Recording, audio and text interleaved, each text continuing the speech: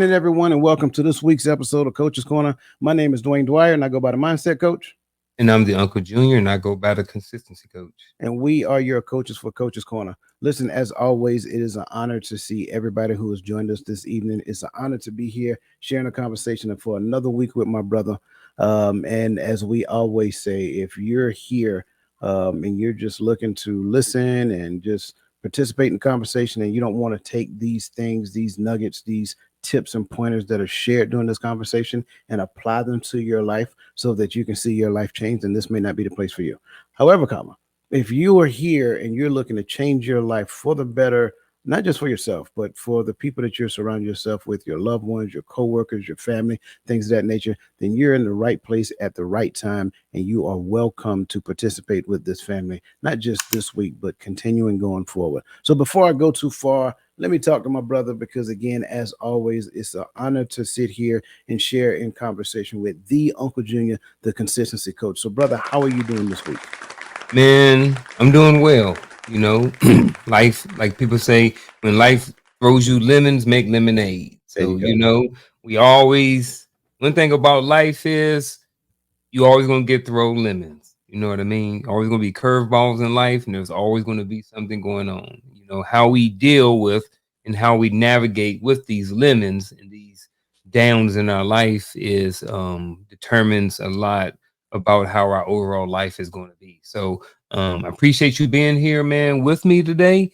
Appreciate your time, and I'm ready to get into this one. So Absolutely, absolutely, man. I love it, and I'm glad to hear you say that. And to for everybody who's trying to understand, only thing we are saying here is that it doesn't matter who you are, what you do, or how successful you think you are right now.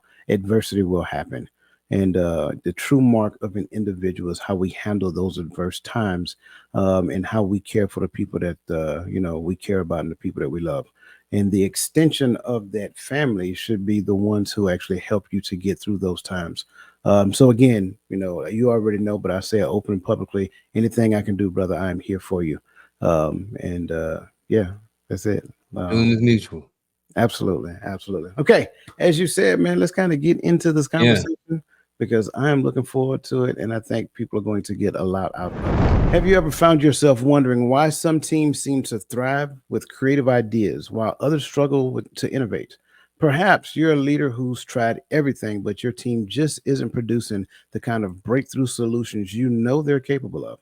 Or maybe you're an employee who feels like your unique perspective is often overlooked, even though you know it can help the team succeed. If any of this sounds familiar, trust me when I tell you that you're not alone. These are challenges that many organizations and leaders face every day. But here's the good news. In today's episode, we're going to dive deep into how inclusive leadership can transform not only your team but also your entire approach to innovation. You'll discover how creating an environment where diverse perspectives are welcomed and valued, and it can be the key to unlocking that innovation you've been searching for. Stay with us through the entire episode, and we'll also be offering a special free gift along with some practical applications that you can actually apply throughout the entirety of your workforce. So, whether you're looking to grow as a leader or find your voice as part of a team, you won't want to miss a moment of this conversation. So that said, like you said, let's get into this conversation. I think this is going to be good because we can think back to our military moments and we can think back to what leadership looks like today. And a lot of times you're hearing this term that has been used probably more so in the last 4 to 5 years, and that is diversity and inclusion. So I kind of want to start off with a quick question of what does diversity mean beyond just race and gender, and why do you think it's important in leadership roles? It's great. First of all, great question, man. It's funny how you mentioned the military. I think that the military is one of the most diverse organizations you can have. And like this question says, it talks about going beyond just race and gender. Well, when I went in the army way back in the 90s, I think I went in 94. I had never been around any Hispanic person before. I didn't see one growing up. If I did, I didn't know this person was Hispanic. So the first time I was around a Hispanic person, whether it was Puerto Rican, Dominican, Mexican, was in the military, and was no issues or anything like that. But I got exposed to certain things. And then 20 years in the military, been in Iraq. I've met people from Nepal, people from India. I lived in Korea for a year. So diversity to me means a lot of just different types of perspectives, a lot of people, a lot of different cultures, just difference in general, you know. So, and I think the reason why it's important, especially as a leader, is that because people come in so many different shapes, sizes, and variations, and from different cultures, the more um so connections and the more you come in contact with people from different backgrounds, the more you learn. The more you learn about people, the better and the more effective you can be as a leader. If I'm a leader and I understand that in certain cultures, as a school counselor, that in certain cultures it's considered disrespectful to look at an adult while you're scolding them, right? So if I'm here in the United States and I have someone from this culture, if I don't know that when I'm scolding them, it's being disrespectful if they don't look away, I may assume that this person or this student is being disrespectful because I don't understand their culture, right? So if I understand their culture, I understand why they do it, and I'm not offended by it. And I won't go in and try to chastise or try to correct this student for saying, hey, you need to look at me while I'm talking to you. You're being disrespectful. Ma'am, sir, he is being disrespectful. It's just you're ignorant to certain things in this culture, and that's why you're responding to this student the way you are. So, when you have people from a bunch of different backgrounds, race and gender included, but what happens is, and you understand a lot more of these cultures, it helps you understand more about them, which, in itself, it makes you a better it has the potential to make you a better leader because now you understand more things about different cultures and different people. Man, that was so good. Like, really, I listened to the way that you talked about it, and you went exactly where I was thinking as well. Hmm. For me, cultural diversity is one of the biggest things that we face. But I think cultural diversity, if we just stop there, it only really scratches the surface of what diversity really and truly means. Because Hmm. I think I shared before, I was stationed in Korea, and in my mind, I was a little disappointed, probably even mad if I can say it, that they didn't speak English. But I Mm. was in their land, In their in their land. culture. Like, how arrogant of that was, Yeah. for me. The audacity of The you. audacity, absolutely.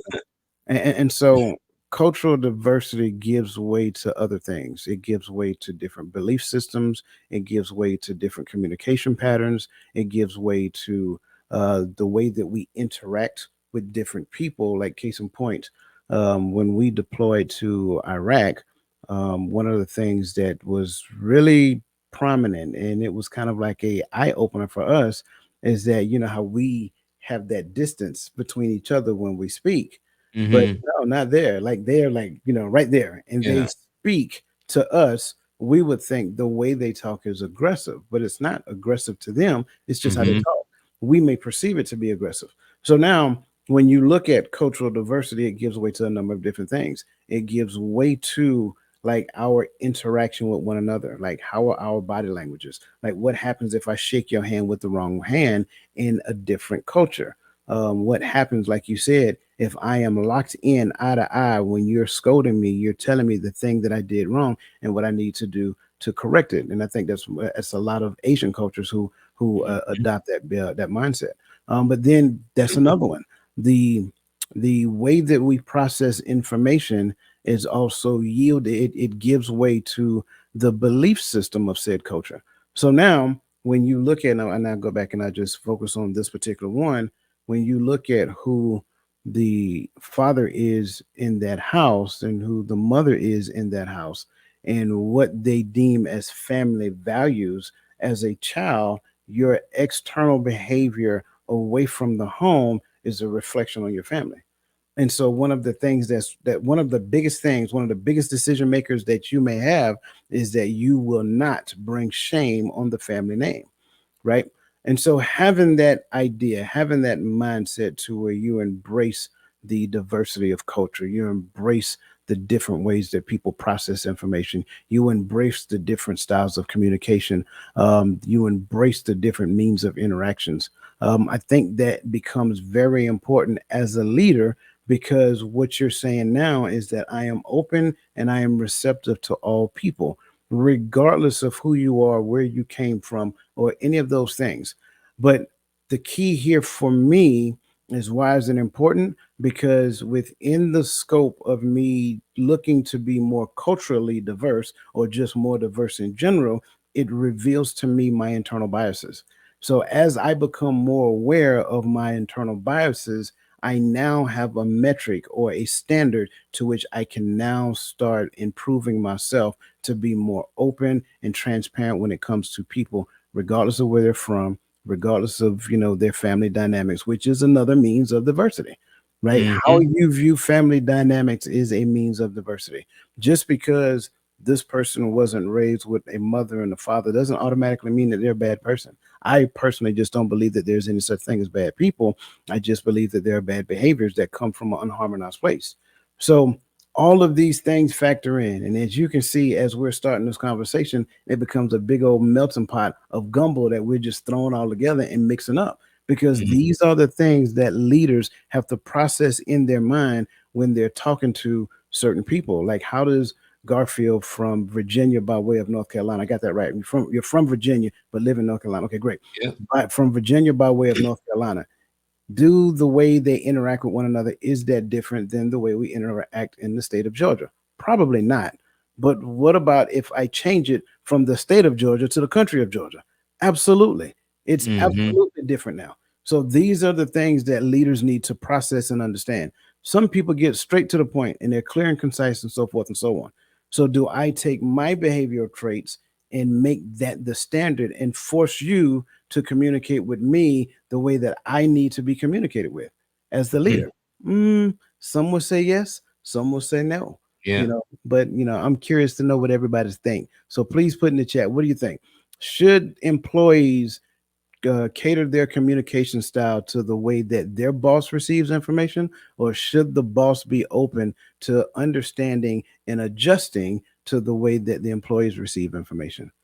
Mhm. So I love where we're going so far, bro. Because I mean, your response was like laser focused and spot on. I love that.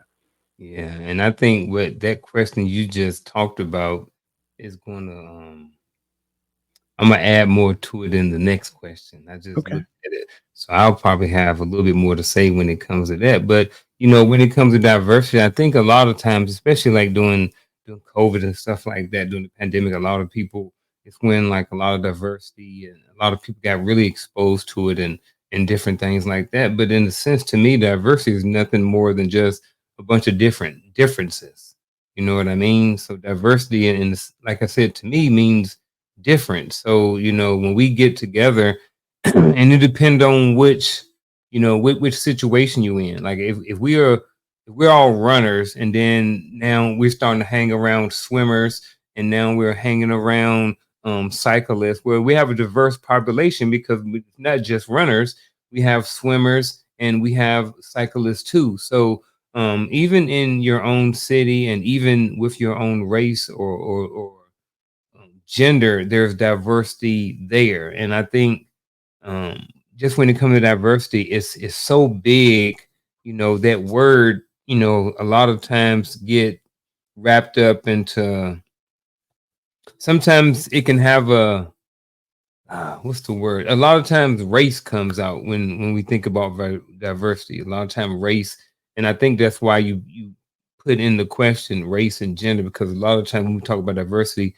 those are the two things that come up. But I just wanted to add to that diversity. Really means in a sense to me means different, and it's so many different categories of diversity, and we're all different and diverse in so many different ways, you Yeah. know? Yeah. So And to your point, I like you mentioned that, because you're right. generally when diversity comes up, it's all about race and gender. But I'm Mhm. so much more than what my skin color is, and I'm Yeah. so much more than my anatomical makeup. So each person comes with the ecosystem that equates to the totality of who they are. And if you're really looking to connect with people, you have to be open to what that ecosystem looks like as well.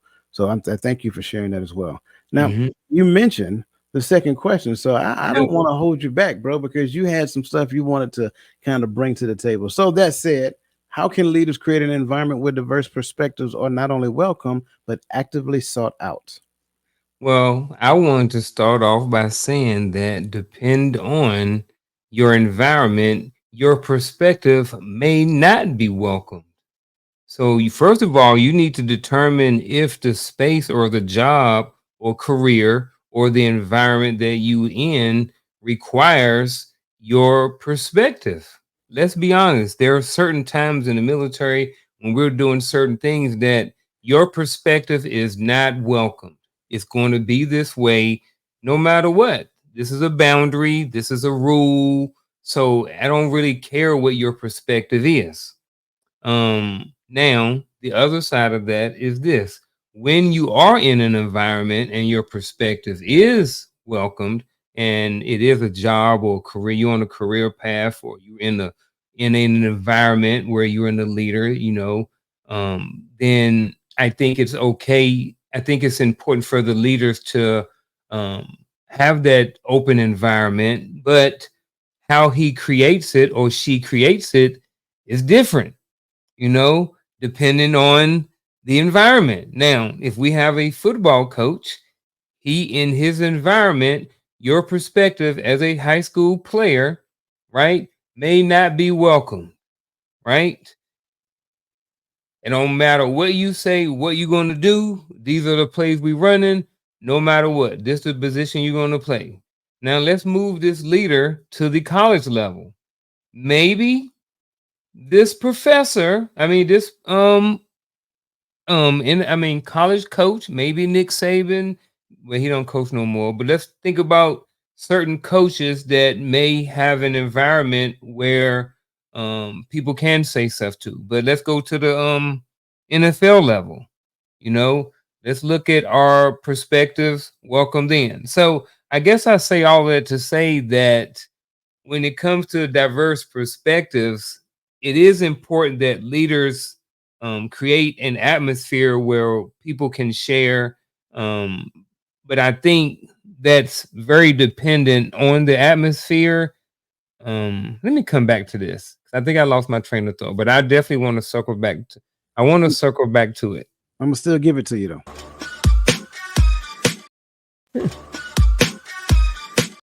It That deserves. must be for the first part. Yeah, man. Listen, listen. I'm agreeing with you. Uh huh. I think I think a lot of times um, we confuse freedom of speech with the freedom to speak. And it's not that anyone is trying to stifle anyone, but sometimes your perspective can be more of a distractor than it is than it is assistance. And so sometimes we need to ask ourselves, like, whether or not the information that I want to add or share or bring to Mr. Martin's attention, will it add value and help him do the thing that he is trying to do as a leader, or will it just highlight me and make me the golden child, or make me sound like I'm very smart, or I'm smarter than everybody else that's in this room, or whatever the case may be? So there has to be a thing that I, number one, recognize myself as part of the team, and I'm talking from a perspective of an employee, right? I recognize myself as part of a team, and then if I share something with Mr. Martin, it is only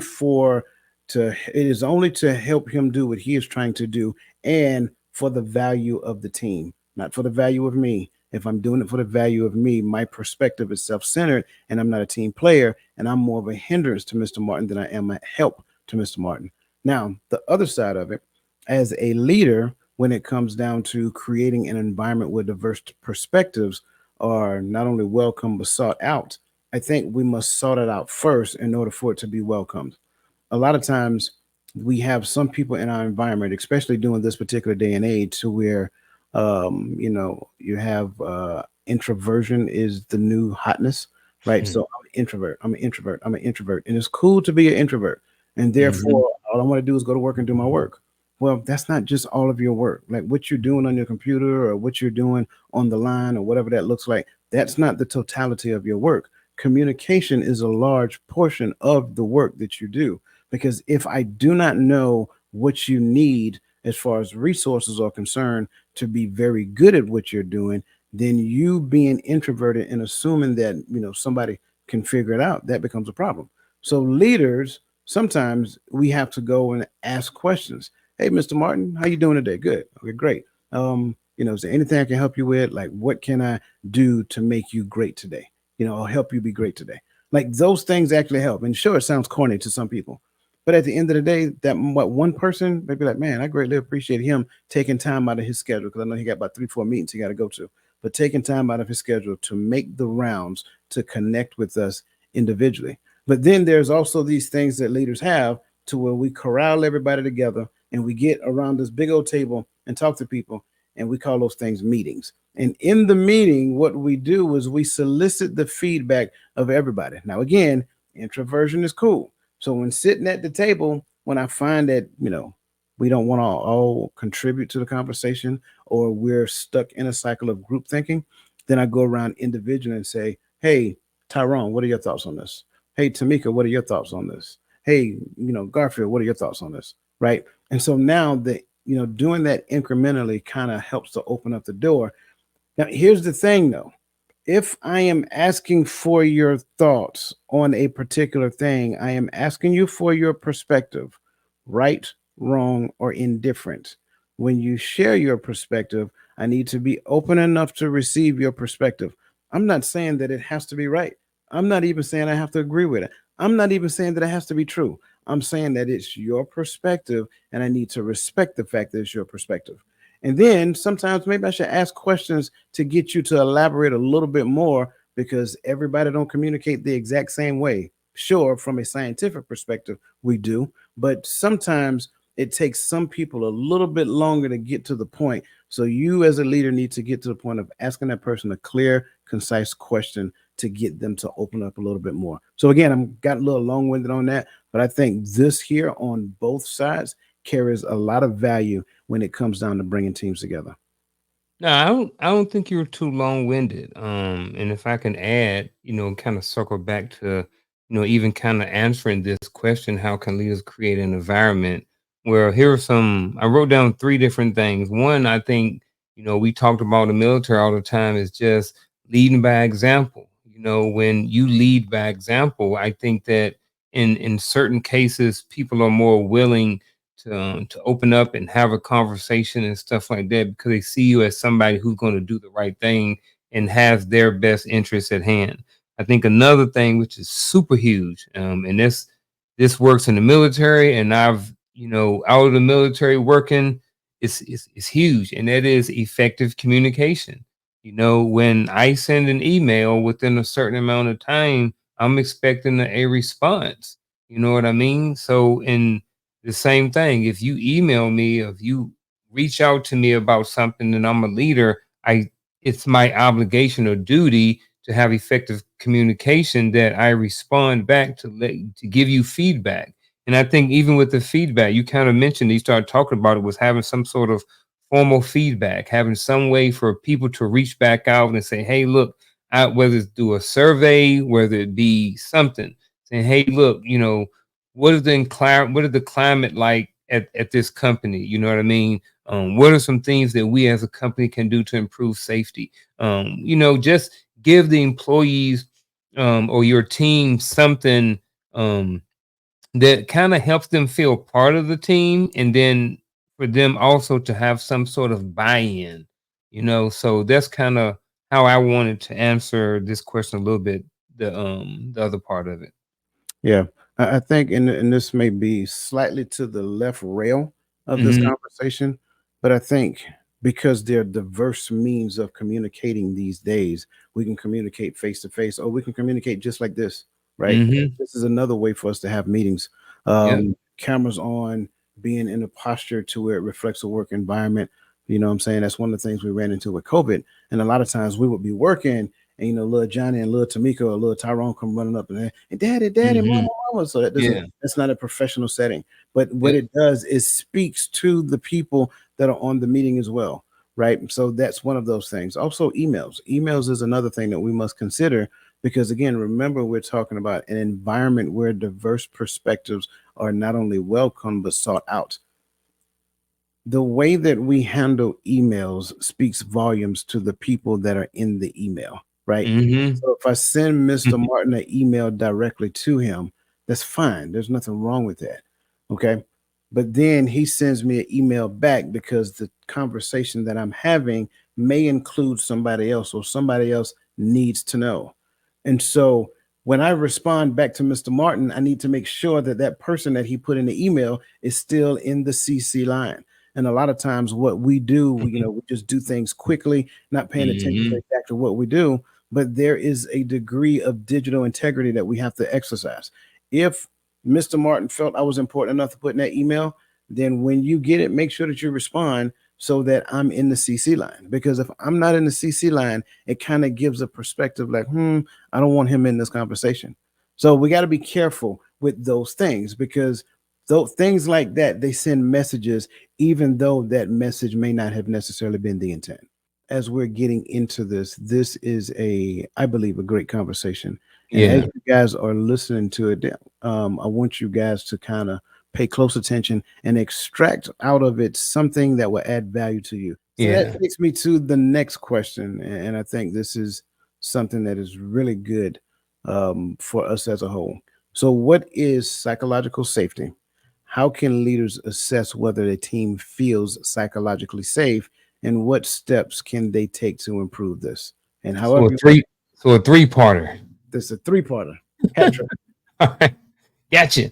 Um, so when I look at psychological safety, I think back to being in the military again. You brought up the military, so we might end up sticking on going back to military analogies for this conversation for some reason. I guess mainly because that's where most of my leadership took place was in the military. Of the 20 years that I was in, 16 years was in some sort of leadership position. So, like I said, most of my leadership and what I know was dealt with or done in the military. Um, I remember when I was a young sergeant and probably as an E6, I could really tear down a soldier, right? I could destroy him, I talk to him, I could smoke him, do all these different things, right? But what type of psychological, how did that affect that soldier psychological? So one of the things that I've learned along the way was that you can't treat all of your subordinates the same way. I could have a platoon and I could bring coach up. Coach is the type of person that I could bring him up in the front of the formation and I could smoke him and I could embarrass him in front of the entire platoon and he would go back and he would be fine. I may bring up, let's say, Shell. I may bring up Shell in the front of the formation and smoke her and destroy her in front of the whole tower, in front of the platoon. She may never recover from that. So I think that that's kind of what I looked at when it comes to psychological safety. If I have a soldier who can't deal with being up in the front, embarrassed and smoked, then I may have to figure out another way to discipline that type of soldier. And if that soldier needs to feel safe that they can be themselves, do the right thing, and even mess up, because let's be honest, soldiers mess up without having their psychological safety or them being embarrassed or belittled to where they're feeling a certain type of way. So that's kind of what I wanted to talk about when it came to that part. Now, how can leaders access whether a team feels psychologically safe or not? You have to listen to your people. What is Joe? What is your team saying about you? When it goes back to that formal feedback, that survey or something like that you do with inside of your team or with inside of your company, what does that thing say? You know what I mean? Are you paying attention to what is being said? Um, are you paying attention to what is being said by your people? And I guess the last part is um the steps that they can take to improve is kind of like some of the other steps that I mentioned before: leading by example, having effective communication, and ensuring that you have some sort of way to capture the feedback or the essence or the culture or the climate of your team. You know, if your team is, if people are always coming in late and they're moping and it's always chatter and people are not doing what they're supposed to do, something is wrong. Be observant, pay attention to what's going on, read the room, have, like I said, have some sort of formal feedback that you can capture the climate of your team.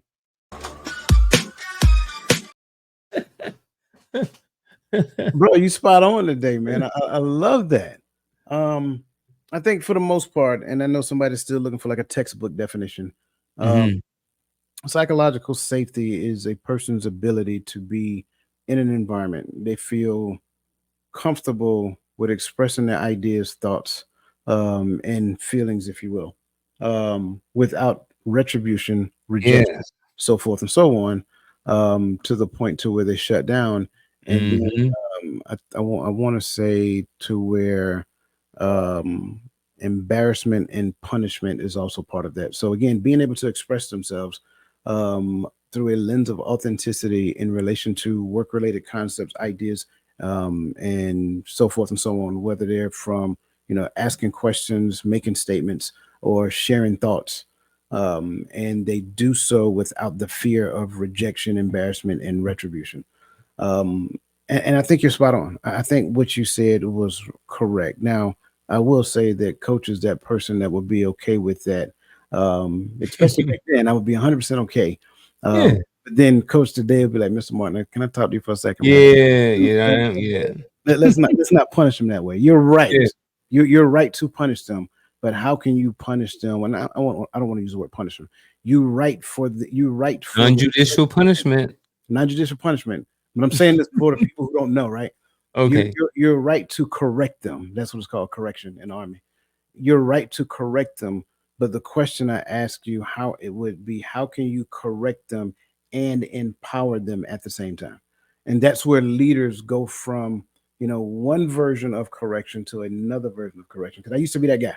I used to be that guy to do exactly what you, and I would literally crush a soldier. And I knew it based upon their body language in the midst of the conversation. But then as I got older, I realized that that wasn't the right thing. I want them to walk away from me feeling like an adult. You know what I'm saying? Don't feel like a child. So how can I get the same effect minus the, psychological fear? How can I get the same effect for the lesson, but do it in such a way that empowered them?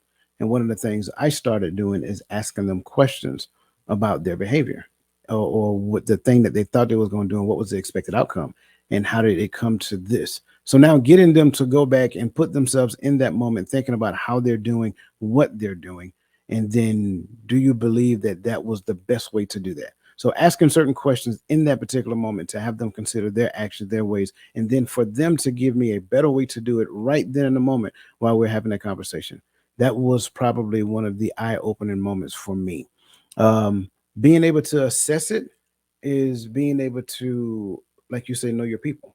Know your people, look at their behaviors. Is this person more open in their own internal environment? But then when I come around, they shut down, right? If I ask them a question, they have an answer, and you see they have an answer, but they don't want to share the answer, or they're sharing it with one of their peers for their peers to share it, or something of that nature. They act like they don't have any ideas whatsoever. Sure, everybody have ideas, right? But do you feel comfortable enough sharing it? So look at the feedback that they're giving you. I like the fact that you brought in what we called in the Army command climate surveys, which is what commanders will send out. There was an autonomous survey, and each soldier got to respond to the questions that were asked, but no one knew who said what and how said what.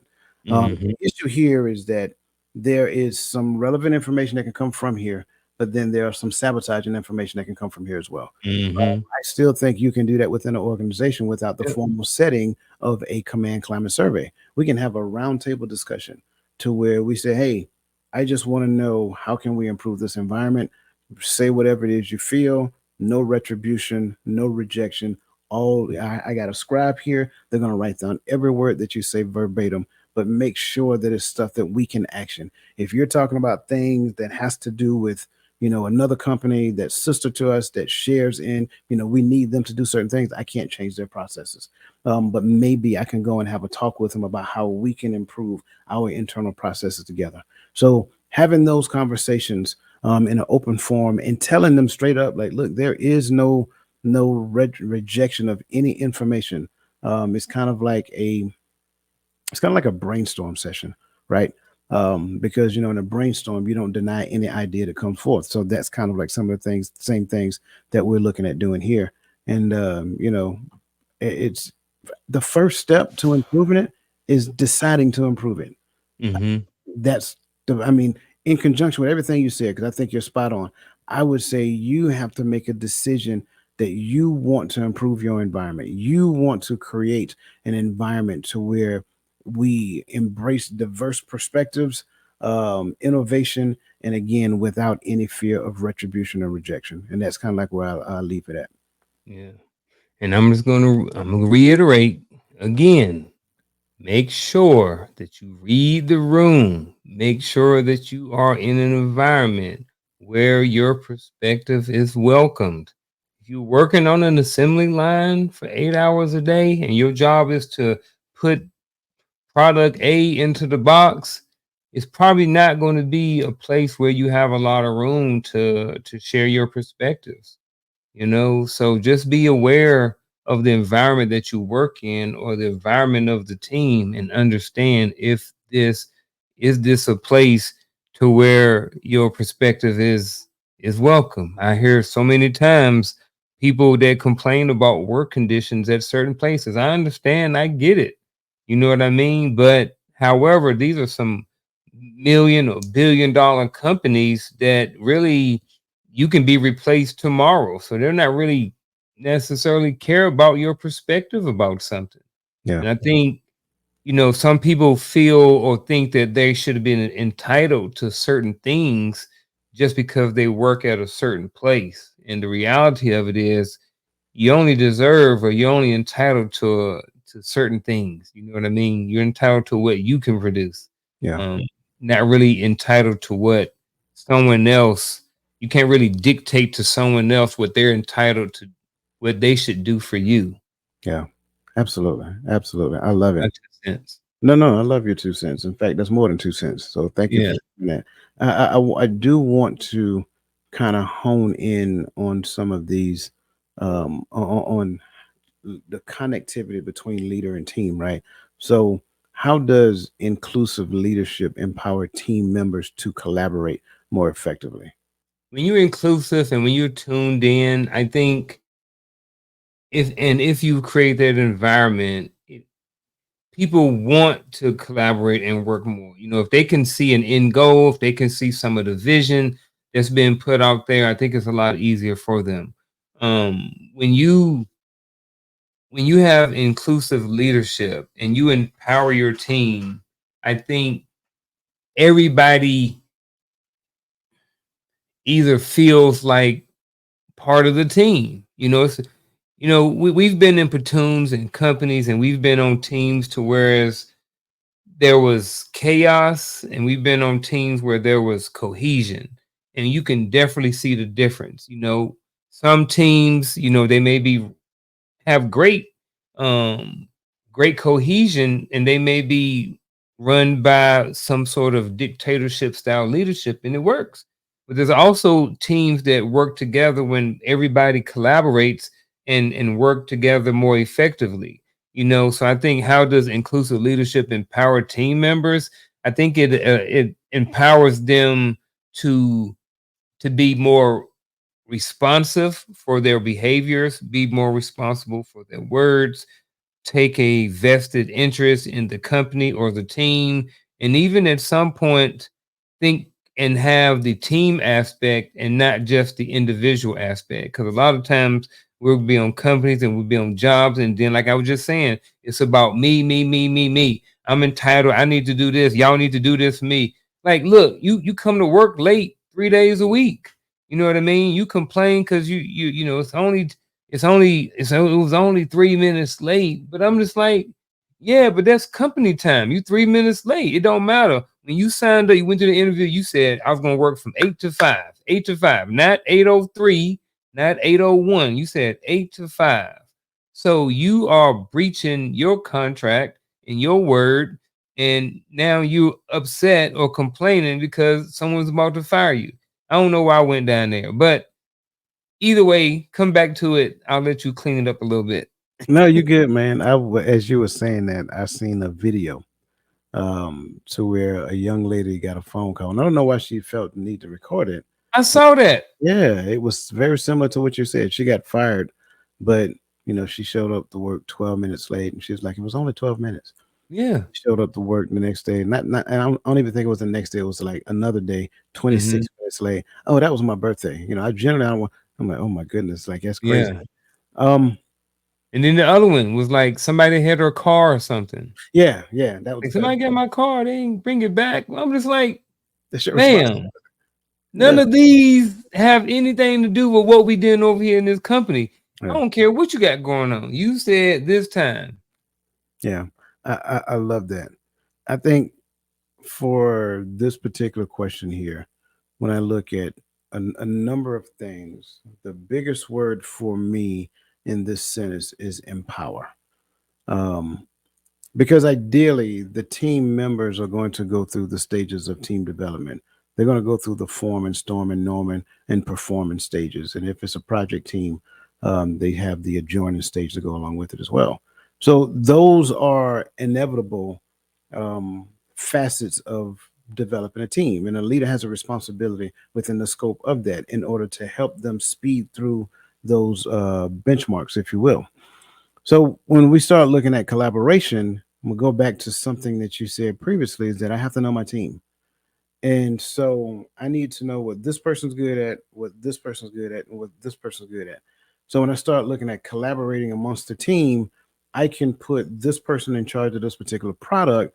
And I would tell that person, say, hey, Mr. Martin is a great person to work with on this project because these are some of the skill sets that he have. So now we're looking at collaboration as part of skill sets. But then there's also collaboration as part of discovery as well, because I know, let's just say, Mr. Martin, he has done some work in this arena, but he may not have felt that he did a good job of it. So maybe one of the measures that I use is to use this particular project that I put together, this team, and I put Mr. Martin on that team so he can understand how to become better doing this particular thing. So there's a number of different facets that I can do as a leader, but I do not omit anybody when it comes down to collaboration. Sure, there are certain people that I put on certain teams based upon their ability to do well in certain arenas.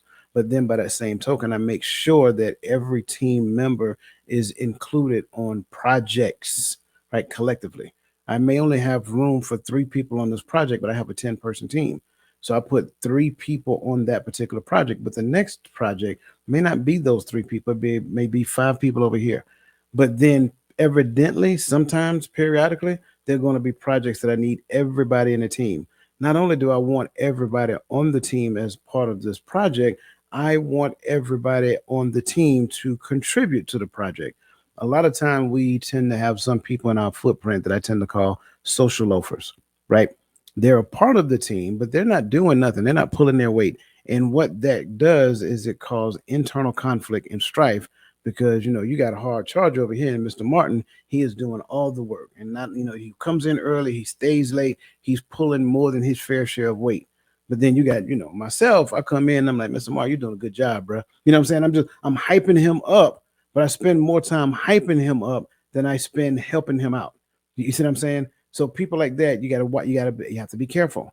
I'm not saying everybody does that, but there are some people, they spend more time celebrating other people, but not pulling their weight to help those people. So we got to be careful with that. So we want to be inclusive in the environment on different projects to ensure everybody not only participates, but they produce quality products, but they get the recognition for the work that they're doing as well.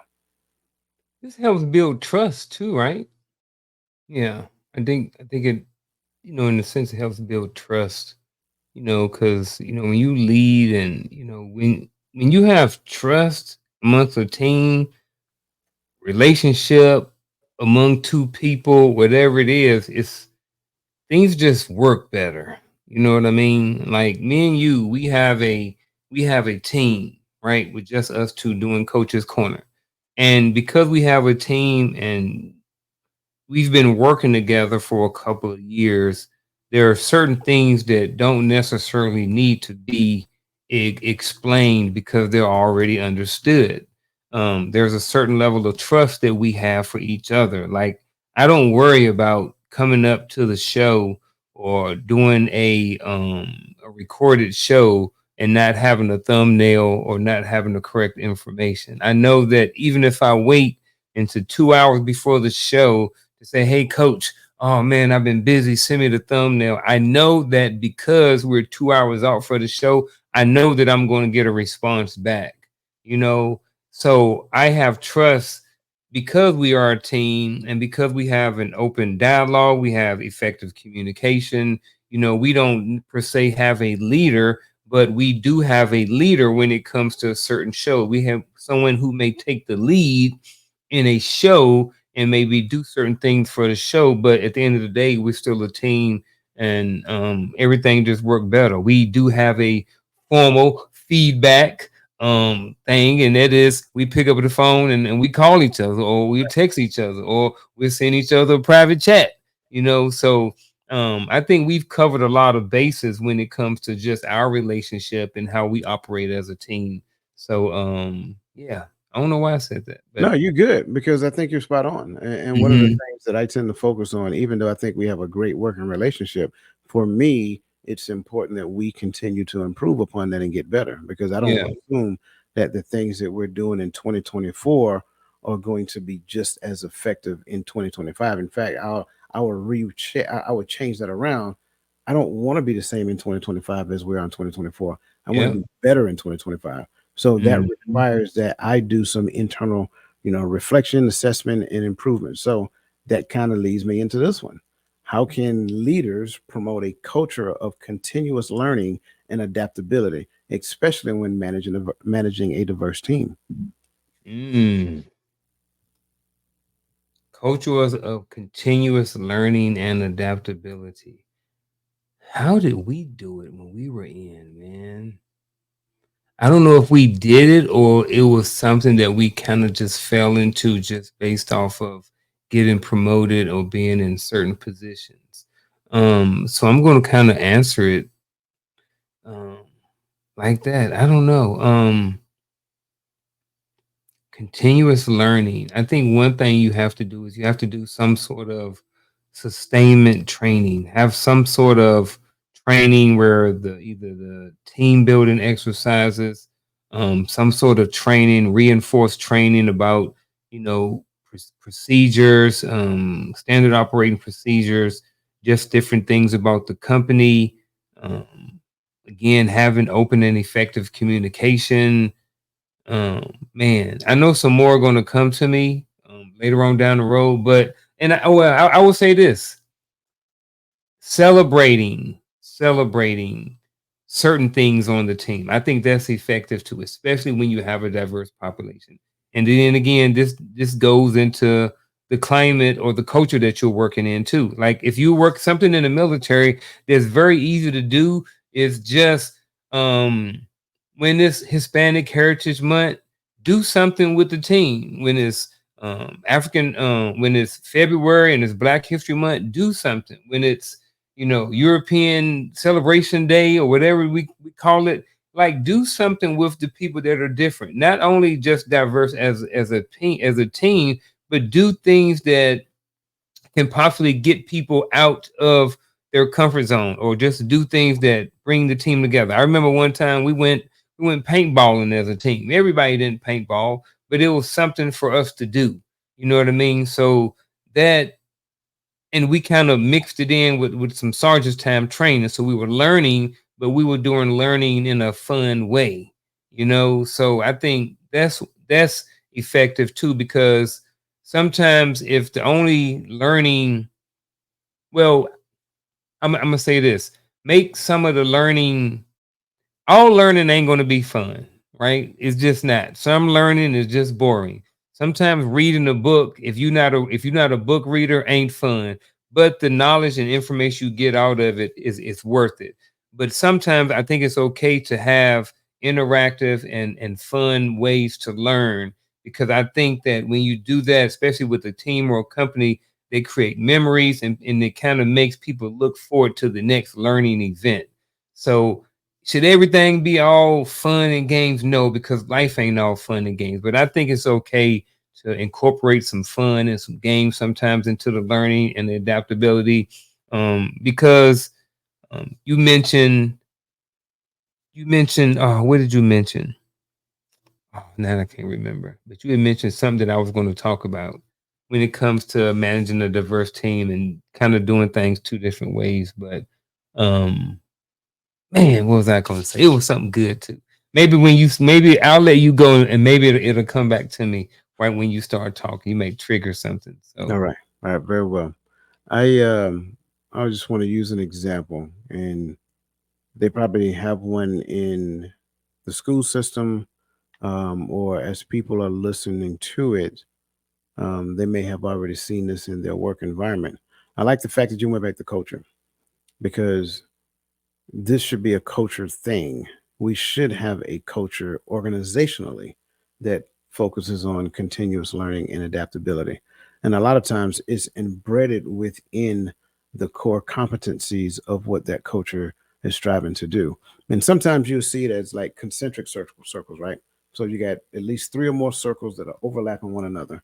And so for the armies, since we talked about that, the armies look like institutional, organizational, and individual, right? So you go to certain schools prescribed by the Army that's based upon your career progression model, blah, blah, blah, blah, blah.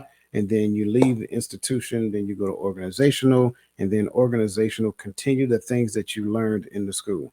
The schoolhouse is not to learn it, the school is to become aware of it, unless you've already done it. So from there, you transition into the organizational, and the organizational gets you to the point of mastery within team settings. But then the linkage between the two is what you do from an individual perspective. I have to do some work on myself in order for me to complete this loop, right? It has to work that way. If I look at organizational, I should go from organizational to individual, back to organizational, back to individual. Then I leave organizational, go to institutional, and then I'm going institutional, individual, and then eventually, before long, I'm going back to organizational. I'm going back to institutional, because institutional is now preparing me for the next step up. I think every organization should have something similar to that. If they, and I'm almost certain that they do. But not only should they have it, I think they should make it public information for every employee in the organization to see it. So, as a leader, one of the ways that I can promote a culture of continuous learning and adaptability is make sure that I make them aware of the organizational competency model. Because now, first things first, they understand that we may send you to some school, we may send you to schools for certain skill sets. There are a lot of those skill sets that will be implemented in the organization, but it's your responsibility to do some reading, to do this, to do that, so forth and so on. Once you omit this piece, you're depending on the organization to do everything for you. That's the entitlement thing that you were talking about previously. When you say you're not entitled to but a few things, well, it's not the organization's responsibility to make you the best employee that you can be. So you're expecting an organization to send you to school, pay for it, pay for your travel, pay for your hotel, pay for your food, and then you get to implement what you learned coming back. Well, where's your buy-in? Where's your part to it? Like, you have to have a part to it. So leaders, you can do this in a formal setting, you can do it in an informal setting. A lot of times, what I tend to give students when we talk, I like to give them books in route to the lesson that I'm teaching. So I may share a book that I read for me. I make sure that I tell them I'm not making it mandatory, but if you want to understand as a leader how to get the best out of a person, a good book to read is Good Leaders Ask Great Questions by John Maxwell. because the better your questions become to the people that you talk to, the better the answers are that you will receive.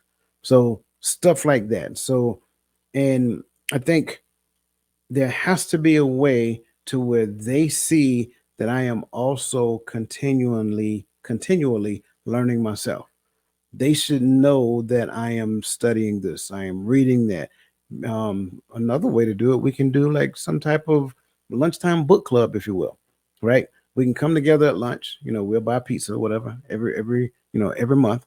And what we're doing, we're all reading the same book, and we're talking about the leadership principles in that book, team development principles in that book, whatever you want to focus on. You, the leader, you get to be as creative as you want to be in this. I like the whole notion of using team development as a concept for continuous learning and adaptability. A lot of times people use team development just as fun. No. If you just use team development just as a way to have fun, you're leaving a lot of stuff on the table. Why not do team development, and then in the midst of having that team development piece, we go bowling, whatever the case may be. Let's have a huddle. Let's talk about a few things. By the end of this, because we're now enjoying ourselves, we're tapping into our playful mode. By the end of this session, I want us to come together and brainstorm some ideas on the next organizational water bottle. I want to hear all of your ideas about the next water bottle we're going to create. And we're going to do it by bowling, right? So it breaks the monotony of what works look like. That's how leaders can do it. Be creative, have fun, do this and do that. And I think that's one way of doing it. I think one thing to kind of umbrella some of these things is providing opportunity. I think, we both talked about doing things, but I think that word or those words are that leaders to help promote this cultural continuous learning and adaptability is that you have to provide some opportunities for these things to happen. A lot of times we're in companies, there is no opportunity, there's opportunity for continuous learning, but it's like, hey, just go out and do or figure it out on your own. And I think that's one way of doing it. But I think it is something that can be said positively about a company or organization or a leader to actually provide some of these opportunities, like the team building, like the book reading, the lunchtime, all these different things like that. Cause I think those are great. We're actually reading a book right now that at school, and we're reading a book called The Energy Bus, and we'll be going through it a little bit at a time with the principal as we, go out through the school year. So that's something we've had one meeting about it so far. So I'm looking forward to continuing reading along this book. And with that being said, I think we're done with this question. So I'm gonna slide through. Nope, you get okay. Okay. No, I love your response. So that said, that kind of takes us into the true false portion of this, and for Mhm. this evening, because of our time, we're just going to do true false. We're not going to do multiple choice like we normally do. Oh So yeah. Sheesh. yeah, I know, right? So first and foremost, true false. A team that is diverse in background and experience will naturally lead to innovation, regardless of whether the leader actively fosters an inclusive environment or not. Um, it can happen, but for the answer, I'm going to say false. I don't think it's going to naturally happen. I think in certain situations it can, but I don't think that's naturally. I think that would be more on the low scale of something like that to happen. Yeah, I agree with you on that one. Diversity alone is not going to get it. Yep. Diversity itself makes the team more inclusive, but the Mhm. leader has to do something so that they can actually usher the team into being innovative, and that allows them to express their ideas and thoughts and so forth and so on in such a way that they feel comfortable that when I express my ideas, Mr. Martin he'll be totally receptive, and I don't believe that he have to accept it, but at least he'll hear my Mhm. ideas. So that's it. Yeah, because I remember in basic training when I first remember, like I said, mentioned it before that we were all, I'd never seen certain people when I first went into the military. So when we first got in, I didn't notice it at first, but all the blacks sat with the blacks, the Hispanics sat with Hispanics, the whites sat with the whites.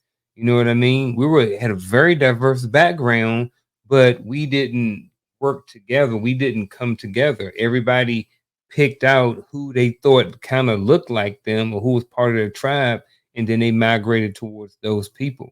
They didn't. We didn't come up with some um innovation and nothing like that. We was the totally opposite. We became more segregated.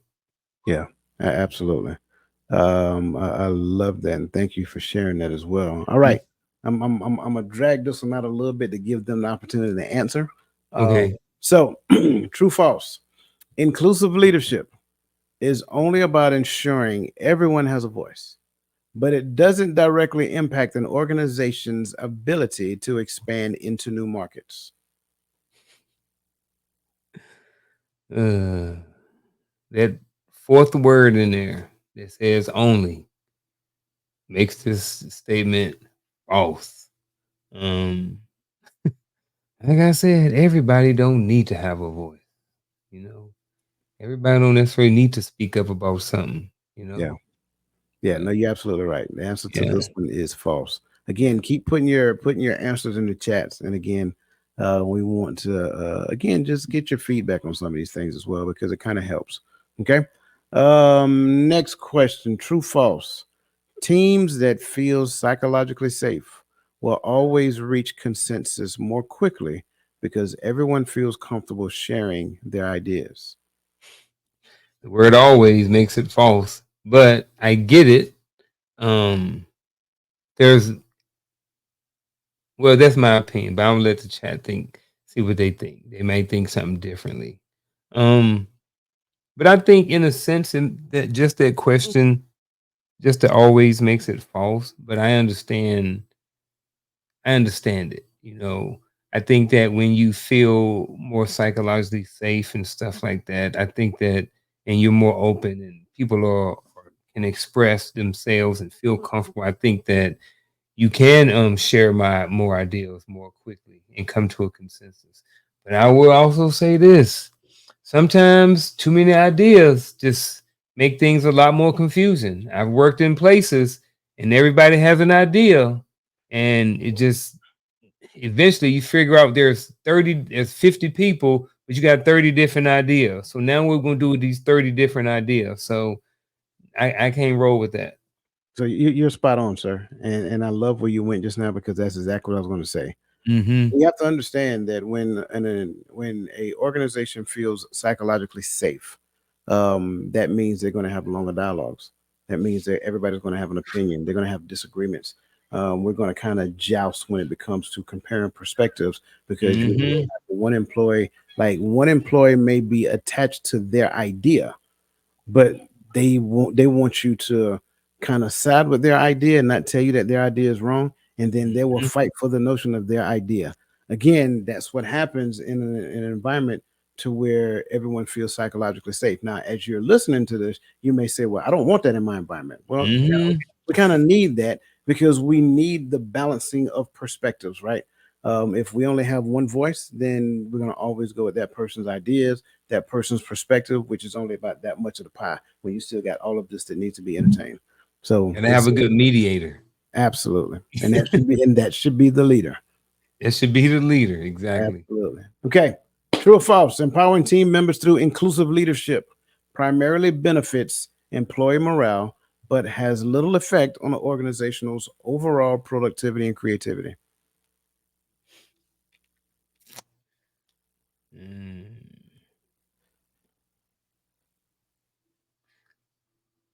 I'm gonna say false.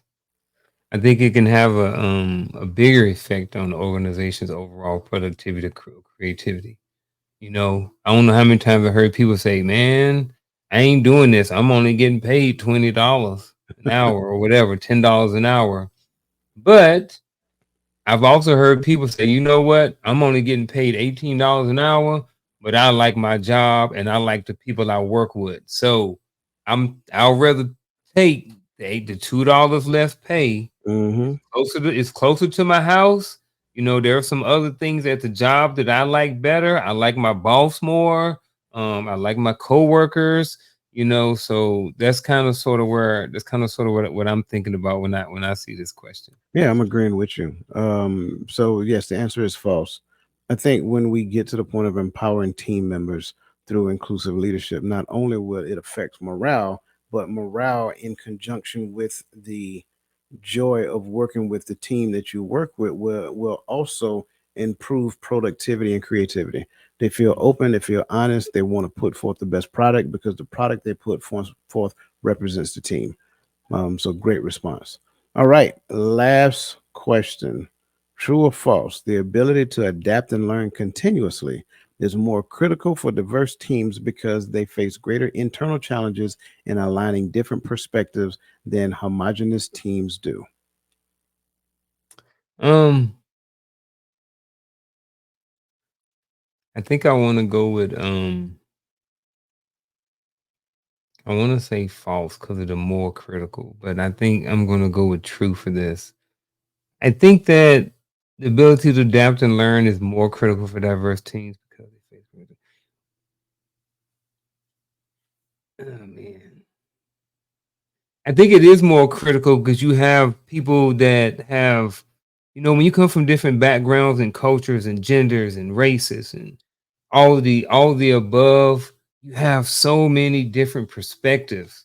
You know what I'm saying? So it's like when you I think it is more critical versus having someone who are already of the same mindset who are getting together. You know what I mean? You have, let's say you have somebody from the red side of the street, right? And they're used to doing things the way they do on the red side of the street. So they're it's okay. Everybody understand what it means like to be on the red side of the street. But now you incorporate people that's on the blue side of the street, the black side of the street, and the green side of the street. Well, they think differently. So I think if you get them all together, there has to be it is a little bit more important because now you coming in with four different types of perspectives on things versus just the one red perspective. So yeah, that's what I think. Yeah, I agree with you. The answer to this question is true. And you got to go back and think of all of the different things we talked about previously that Hmm. incorporates the ecosystem of a person. Different ways of thinking, different ways of processing information, and things of that nature. So that's the thing that makes it challenging. But it also is the thing that makes the ability to adapt and learn continuously so critical for this particular team. So, that being said, that concludes the true false portion and will take us into our actionable advice.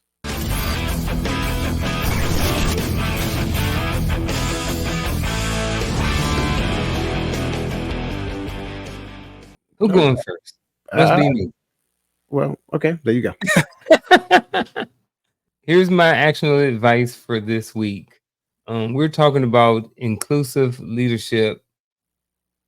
I think one of the big things is, well, one big thing in my life, and I think that everybody can benefit from is being self-aware. When you have self-awareness, it allows you to see things in your life and then make adjustments if need to.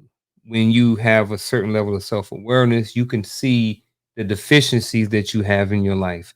So what I am going to do, my action advice for this week is this: have some self awareness. Look at your situation in your job, your career, different situations, your relationships, and ask yourself this: are you in a space where your perspective is allowed?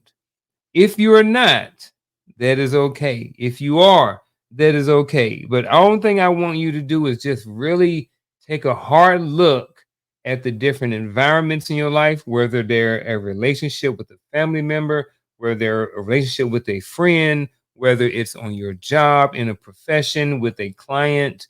Look at your level of look at the relationship that you have with that person and see whether or not your perspective is allowed in that relationship. That's my actual advice for the week. All right, I love that. So for me, my actual advice for the week is all about the leader. And I think it incorporates one of the best things I did when I was a young leader. And I invite, others to just take a stab at it. Just try this and see if this actually helps. Have your employees just write up a brief synopsis. It could just be like a paragraph and describe you as a leader. Now, in that description, I want you to ask them a couple of things. Ask them, do you feel like, you just heard a few seconds ago, do you feel like your opinion is valued according to said leader? It's almost like a 360-degree assessment. So, what you're doing is you're getting the opinions of your population group on how they see you as a leader. Can I voice my opinion to him? Yes or no? Do I feel that all feedback is valuable feedback? All feedback is viewed as valuable. Do my leader value me? Now, I know that some people may be reluctant to do so, but that by itself, that reluctancy by itself is forthtelling. So again, get feedback from the people that you're in charge of. You can do a formal 360-degree, or you can do a informal. I actually do 360-degree assessments. So if you need help with that, by all means, just let me know, and I can actually send you the information to send it out in the digital format. Or again, like I said, have them to just write a paragraph and give it to you so that you can become a better leader. And then don't be shy about it. Tell them that I'm looking to become better. I'm looking to improve, so forth and so on. And go forth and see how that works out for you. And that is my actionable advice for the week. As always, I greatly appreciate these conversations, bro. Your feedback is phenomenal. Your insights is just, unmatched. And again, I can't thank you enough. But not just you, also the individuals in the chat. I think I can speak for you when I say this, that we value their insights and their feedback. And I just wanted to make sure I said that openly and honestly to everybody. So, do you have any other thoughts before we call this an evening? No, man, I just want everybody to tune in each week at Tuesday for, these episodes of Empower I mean Empower for these episodes of Coach's Corner, and then again on Friday nights for the Empower Perspective podcast. Oh, That's yeah. it. So, that being said, listen, you guys have an awesome rest of your evening and let the best version of yourself be a blessing to someone else.